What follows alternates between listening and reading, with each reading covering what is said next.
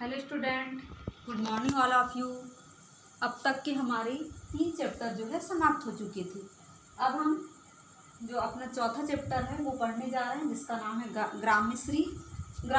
और ये क्या है, एक कविता है और इसके कवि है सुमित्रानंदन पंत, है ना। तो इनका सुमित्रानंदन पंत जी का जीवन परिचय पढ़ने से पहले हम अपने पहले के 3 चैप्टर को जो है रिपीट करेंगे, जिसमें हमने फर्स्ट चैप्टर पढ़े थे कवितावली, जिसके कवि थे तुलसीदास जी, जो कि एक कविता थी। सेकंड चैप्टर हमने पढ़े थे क्या नाम से, शिक्षा, और ये क्या था, एक निबंध था, और इसके जो लेखक थे वो कौन थे, स्वामी विवेकानंद। और तीसरा चैप्टर जो हमने पढ़े 2 बैलों की कहानी या कथा, जो कि एक कहानी थी और इसके लेखक थे प्रेमचंद जी, है ना। अब हम अपना चौथा चैप्टर पढ़ रहे हैं, जिसमें चौथा जो सुमित्रानंदन पंत जी है उनका जीवन परिचय हम देखेंगे। तो सबसे पहले देखिए कि सुमित्रानंदन पंत जी जो हैं प्रकृति के सुकुमार कवि हैं और छायावादी कवि भी इन्हें कहा जाता है। छायावादी कवि आप लोगों ने 9th में पढ़े हैं, हिंदी साहित्य का इतिहास। तो उसमें हिंदी साहित्य के इतिहास को 4 भागों में विभाजित किया गया है। वो 4 भाग में से फर्स्ट था वीरगाथा काल, भक्ति काल, प्रीति काल और आधुनिक काल।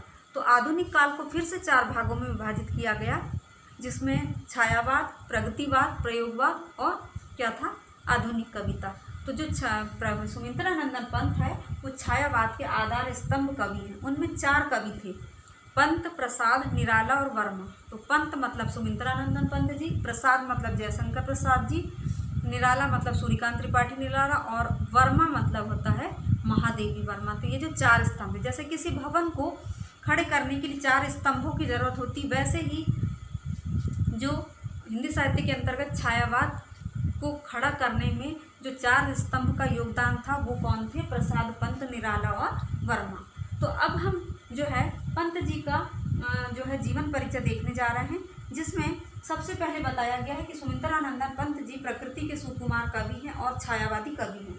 तो इनका जन्म जो है 20 मई 1900 को उत्तर प्रदेश के कुमायूं अंचल के कोसानी नामक ग्राम में हुआ था, है ना। और अधिकतर इनका बचपन जो है प्रकृति की गोद में बीतने के कारण इन्होंने अपनी कविताओं में प्रकृति का ही वर्णन किया है।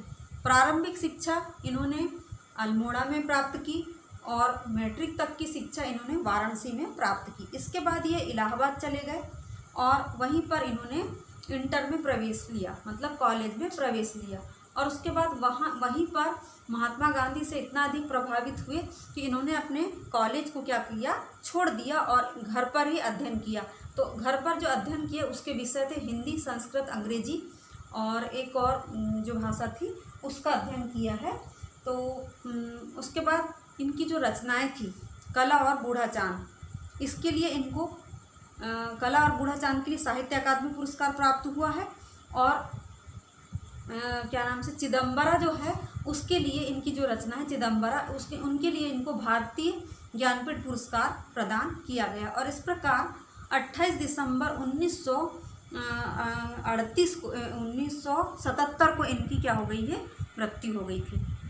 इनकी और अन्य रचनाओं में है जैसे कि ग्राम्या, युगांत, युगवाणी, है ना, पल्लव, गुंजन, लोकायतन, चिदम्बरा, कला और बूढ़ा चांद इनकी जो है रचनाएं हैं। और इसके साथ साथ इन्होंने अपनी रचनाओं में प्रेम, सौंदर्य और प्रकृति का जो है वर्णन किया, इसीलिए इनको प्रकृति के सुकुमार कवि भी कहा जाता है। तो मतलब ये जीवन परिचय जो है समाप्त हो चुका है। और जितने पॉइंट बताए वो सब क्या है, इम्पॉर्टेंट है। आपको पहले एक बार जीवन परिचय को बुक से एक बार पढ़ना है और पढ़ने के बाद इसमें से पूरे पॉइंट जो है निकालना है आपको, है ना। तो इसको आपको कॉपी में नोट करना है। होमवर्क में आपको जीवन परिचय सबसे पहले कॉपी में नोट करना है।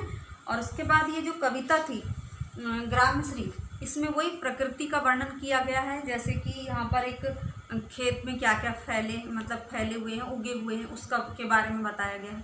तो इस प्रकार जो ये कविता है अब हम कल पढ़ेंगे और आज का चैप्टर आपका यही समाप्त होता है। धन्यवाद बच्चों।